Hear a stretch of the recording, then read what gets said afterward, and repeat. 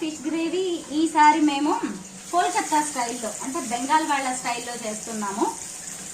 బెంగాల్ వాళ్ళు కానీ ఇంకా యూపీ బీహార్ వాళ్ళు కూడా ఎక్కువ శాతం ఇది ఫిష్ పులుసుని, చేపల పులుసుని ఇలాగ ముక్కల్ని ముందు ఫ్రై చేసి ఆ తర్వాత వాటిని పులుసు పెడుతూ ఉంటారు. ఇదిగోండి ఆల్రెడీ ఇక్కడ ఫ్రై చేసి పెట్టేసాము చూడండి. ఇది ఫ్రై అంటే ఇలాగ ఫ్రై లాగా తినొచ్చు, తర్వాత వీటితో పులుసు కూడా చేయొచ్చు. ఇదిగోండి గ్రేవీ కోసం ఆల్రెడీ ఇక్కడ ఇవన్నీ కూడా మసాలాలు తయారు చేసి పెట్టడం అనేది జరిగింది. అయితే ఈరోజు నేను కాదు చేస్తున్నది, ఇంకొక వేరే వాళ్ళు చేస్తున్నారు అనమాట ఈరోజు మా ఇంట్లో.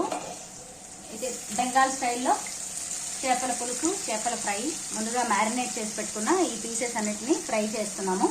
ఫ్రై చేసిన తర్వాత ఆ ఫ్రై పీసెస్తో చేపల పులుసు పెడతామన్నమాట. చూడండి అబ్బా ఎమ్మి కాసేపట్లో అయిపోతుంది, చాలా స్పీడ్గా కూడా వర్క్ అయిపోతుంది అనమాట.